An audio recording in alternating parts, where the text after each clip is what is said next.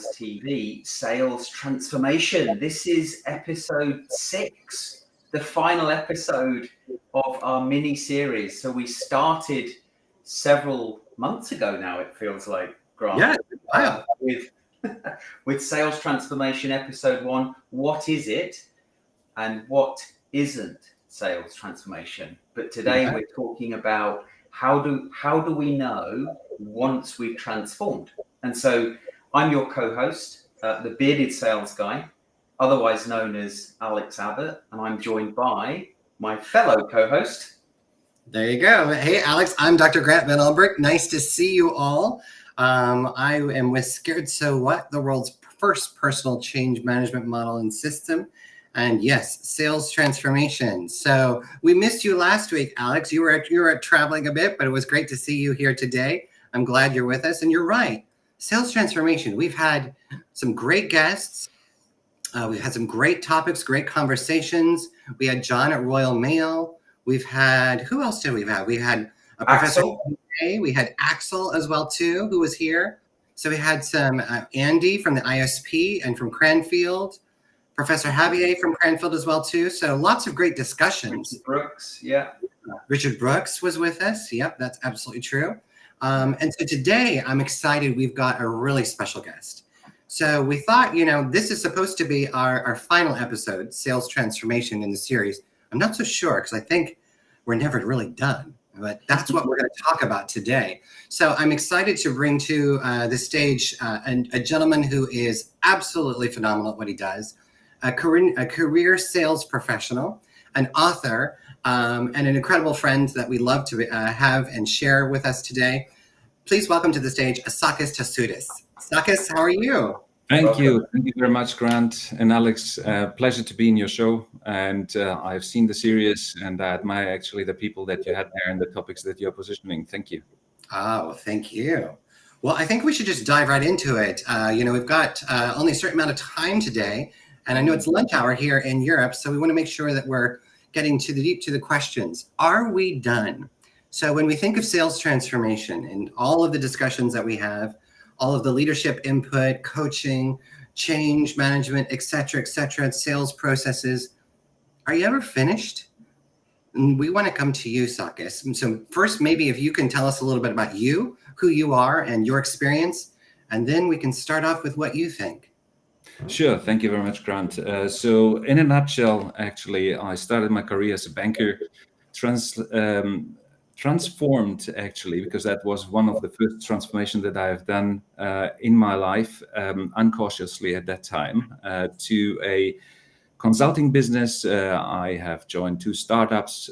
I have then joined SAP for 18 years of my life, where I have went through different positions from product management to sales, and that was actually the role that I was keeping for a very long time. I have accompanied also the first spin-off of SAP to service to Sapphire, and I'm currently in the middle of a transformation as I'm looking forward to go through a transformation, which I can talk a bit more later on what it means. But I can tell you so much, it's an exciting process if you embrace it and if you're open to live it. That's right. Wow. Great history, great experience. I don't know where to begin, Alex. What do you think?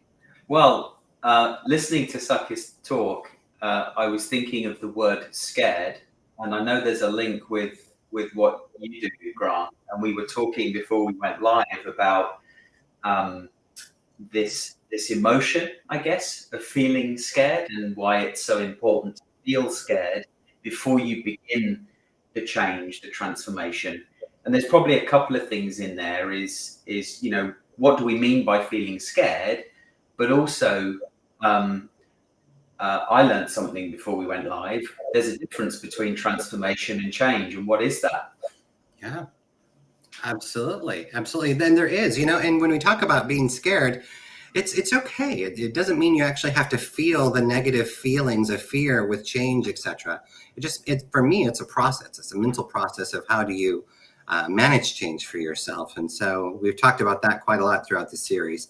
But I want to hand it over to Sakis today because Sakis, you've got such an excellent career, great history, global business practice as well too.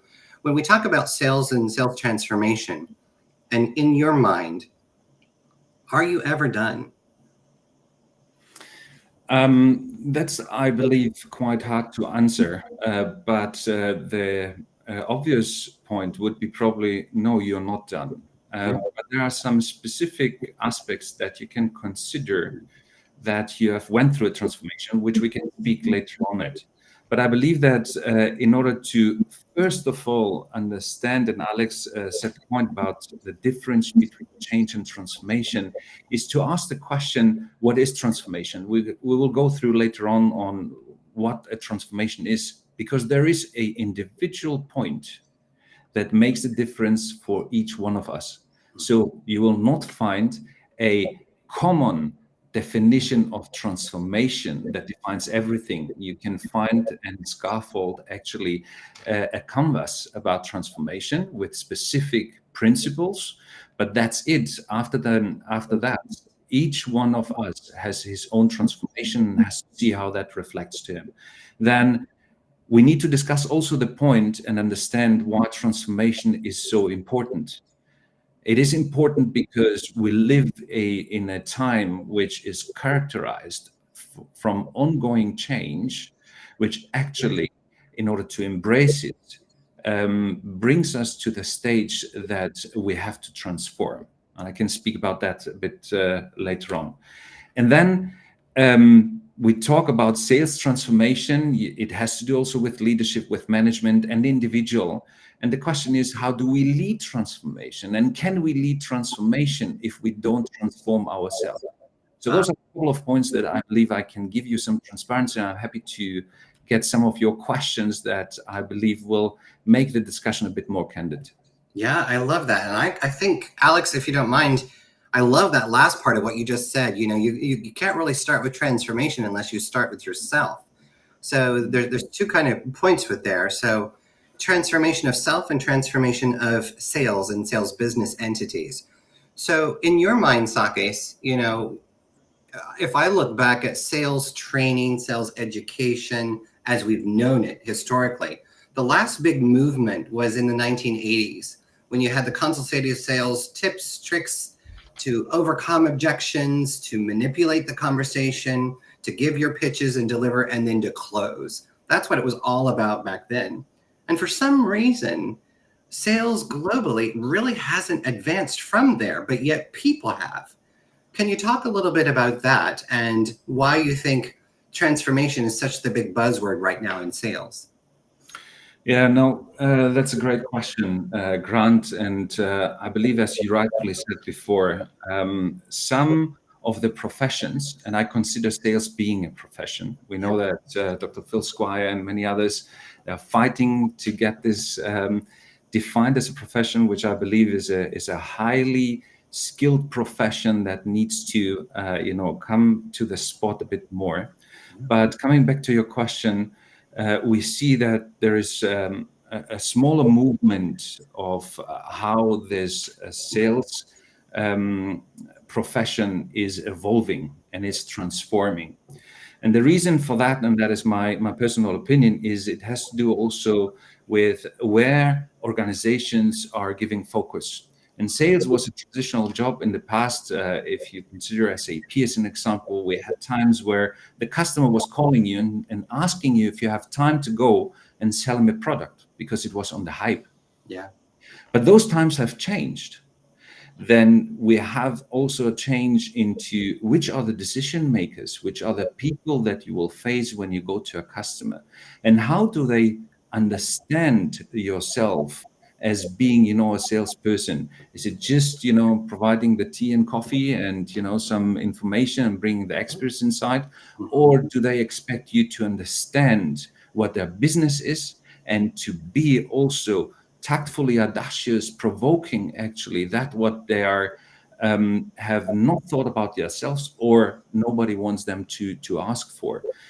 Because the people that are decision makers are not only getting smarter and informed, but they also have evolved actually into their praxis so that they want people who will build on trust and will guide them for a longer term innovational cycle, even through a transformation.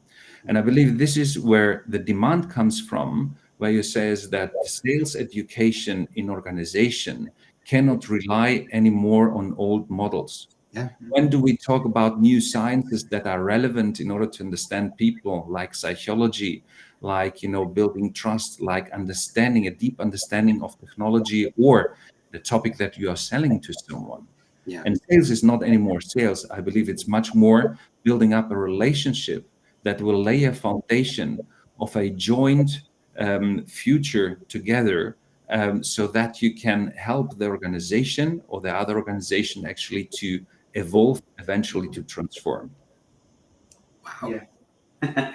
I think there's so much that's changed from this world that you describe in the 80s, Grant, where whilst there were complex sales, it was still a far more linear world that we lived in compared to today. And the importance of trust and creating trust, not just between you and one other person, but the entire decision-making unit, multiple people.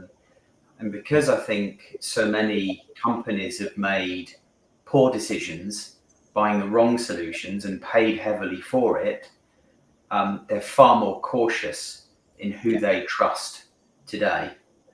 Yeah. Well, and you're so right. And I think what you've just described, is a complete transformation from the yesteryear of sales to today's environment of sales. And there has to be some science and psychology that comes along with it if we are to professionalize the career path. So I thoroughly agree with that point. Sales has such a bad name still. And it's amazing how one of the biggest contributors of revenue growth for organizations around the world, how do you put sales ethics and how do you actually bring us into the modern era? We talked about earlier off camera about the world of sales is completely shifting. Digital. There's a whole digital movement, AI movements, all types of scenarios to where the sales playing field is no longer the way it used to be in years past. So transformation then comes more important, and we all have to learn how to facilitate that. I maybe want to ask you, Sakis, you talked about it a little earlier. Can you tell us in your mind, what is the true definition and the distinction between transformation and change? So, yeah, I think the distinction is actually very important to make. So, change is actually a process that we can be continuously in. We have to embrace it, we have to deal with our fears, we have to, we can control it to a certain way. And I think with your model, Grant, you have put actually, I believe, a very nice way what you have to take care about handling change and be comfortable with change, because it's okay. Everybody's scared about change. And change, as we know also, was the biggest inhibitor for companies to evolve. And I would actually put something on top. Change, if it is not managed, is also an inhibitor to open up for transformation. Yeah. So you put that before, then you can see the transformation is important. Now, let me come to what transformation means. And transformation means that there is a radical shift from one stage of a person to another stage of a person. And that involves actually that there is a significant review of a culture of a person, a behavior, a mindset of a person. And I'm talking about a person because if the person doesn't transform, then a company cannot transform. Or at least the leader who will lead the transformation has to go through a transformation, or has gone before through a transformation. So it demands also a shift into human awareness that you need to create. And that at the end changes the worldview that a person has before he can transform or while he is transforming. And I think this is the big differentiation between change and transformation. Transformation is a state where you come into after a radical shift of mind, either through a happening or something that you enforce yourself to do, but not somebody else enforces you to do. Change can be enforced also from somebody else, and you have to deal with it. Yeah. Makes sense? Yeah.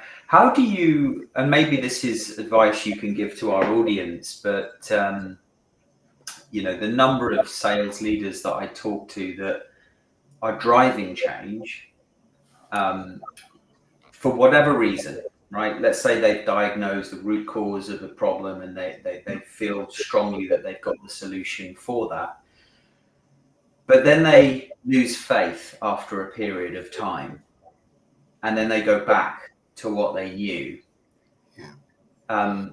That can't be engendering a culture of change amongst people, amongst the team, if that is constantly happening. And I suspect that happens more often than not in some organizations. Yeah, I believe it's a very good point, Alex. And I think that what you described sometimes is that people are in a stage before transformation, but they are never allowed, or they don't take the freedom to step back, get out of the hamster wheel, and look into the position of changing state. So that what you described is actually a person trying to go through transformation, but he can't, and he goes back into a controlled manner of change. Which I'm trying to distinguish, and not saying that change or transformation, the one or the other, is better. Both of the stages need to happen, and they need to happen into a specific way. So let me tell you about some of the key principles, what transformation actually, and how transformation is described. So we discussed about that transformation is not synonymous with change, right? Then it requires assent to change. That means that you have to be by yourself open in order to change and to acknowledge that you want to change and transform. Then it involves always a second order change. And second order change means that you go into your core, into something that is much more deeper inside yourself than just the way of how I'm working or the way of how I'm thinking, right? I'm trying to bring a couple of examples. The way of how I define my purpose, if that changes from today to tomorrow, or I'm in this process, that means that I'm starting to transform, right? It impacts all aspects of life, your relationships with other people or your company. It involves actually your beliefs. It involves questioning your purpose, your beliefs, and everything else that you have in your worldview. Sorry, and it involves also to letting things go. So you are out of control for some things. And I believe those are the key principles that involve also risk, fear, loss that you have, which is, I think, the scared so what model is talking about. And now if you involve that into transformation, then you put also a question mark, because there is no process that you can handle this transformation. There are only some aspects that you can consider and be able to go through. I love that, and you're so right. And it seems like the role of sales leaders is really transforming in itself. It's not the old days of just, here's your targets, here's your numbers, go hit them and do some actions and do some events and, everything will be fine. It's a continual evolution, just as you've said, Sakis, between change and transforming oneself, one's team members, one's company, one's enterprise, and also extending it out to the customers that we serve as well too. I had a great discussion with a commercial leader the other day, and he said, well, the sales team just needs to hit the numbers. And I actually paused him right there and I said, pretend that this pen is a number, hit it. And he just looked at me, huh? And I said, a number is only a moment in time. And once you see it, it's historical and done. So if you want to talk about the numbers and spend 3 hours in a review session about the numbers, you're wasting your time. Yes, numbers are important, but what are the actions? What are the activities? What are the people processes that we're going to do to actually make that number in the bell curve that happens next week?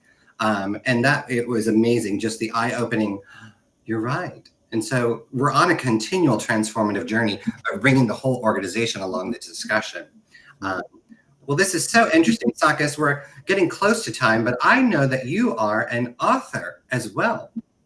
And you have written a chapter in a beautiful book.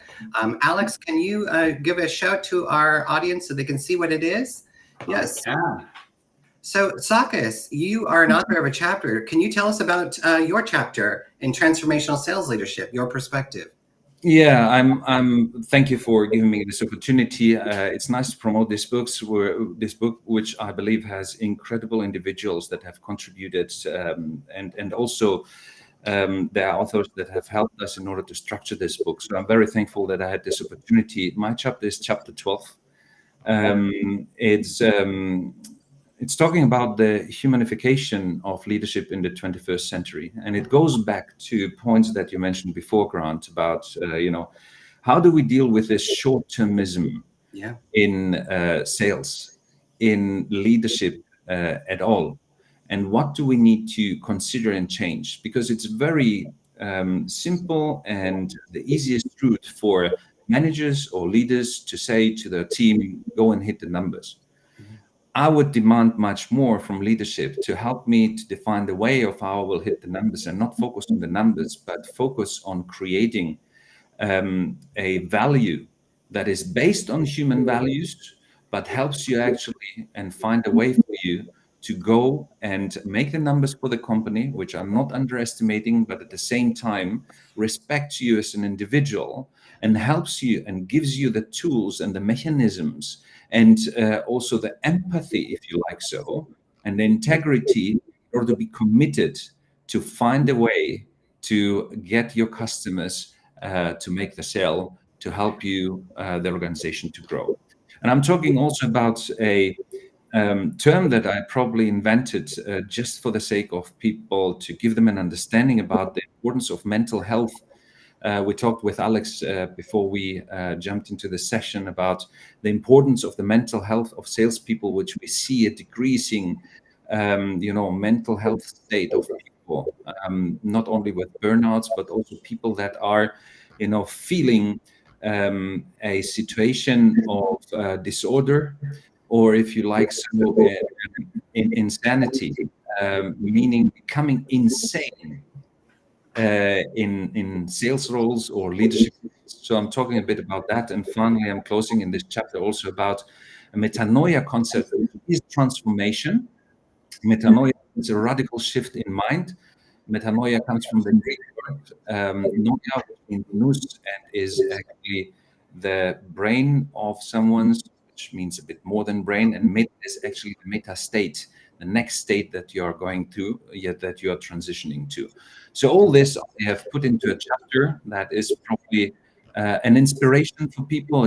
It's a concrete recipe, but it's an inspiration for people to think about some aspects of transformation and why we need, in an artificial intelligence age or digital age, more humanified leaders.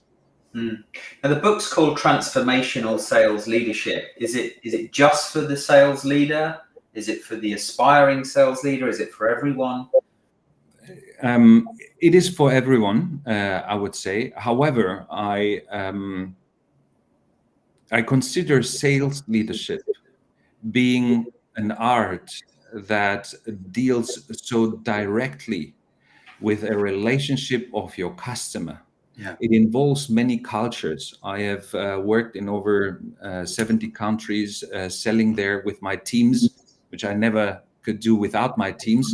But it involves so many cultures, so many worldviews, so many aspects, and it makes it more difficult if you don't have empathy, if you don't show trust, if you don't show integrity, if you don't show compassion, if you don't have all these human values guiding you. It makes it difficult to be successful. And this is why I consider it makes a very good sense for sales leaders that want to go to a sales transformation to look into some of those chapters. Yeah. And the book is on Amazon, is it? Yeah. Where can it be? Amazon or anywhere books are sold. Yeah, definitely. So transformational sales leadership. And I agree with Sakis as well. In my perspective, I wrote chapter 3, which is all about leading people through personal change and your sales teams as well too. And, you know, this book is for anybody who is wanting to get into sales, who's in sales. I think of all of the universities that are teaching marketing and sales together. This book is with Sakis, myself, we have a total of 12 global sales leaders who've come together to contribute our perspectives from real world pracademics. And when I say pracademics, we are practicing academics, but also inside business today, and we lead business entities. So again, a great shout out to Dr. Christine Eastman, Dr. Phil McGowan, and Dr. Beth Rogers for being our guiding light and our editors, and for Dr. Phil Squire for writing the foreword of this book. We couldn't do it without you. Fantastic. And if anyone wants to learn more about you, Sakis, where can they find you? LinkedIn is always a good, let's say, interface in order to exchange perspectives. I'm having a couple of articles coming out, but I'm very open to be contacted and to exchange with people that are interested on transformation, sales, or any aspect of leadership. Fantastic. Thank you so much for joining us for our 6th and final episode in the series. Is it the final? No. Well, we can say final, and then we can always announce a comeback. You never know. Sakis, thank you so much. As always, it's a great pleasure and an honor to be with you. I thank you for your wisdom and your experience and for sharing with all of us. Keep going. Keep shining that bright light. Pleasure on my side. Thank you very much.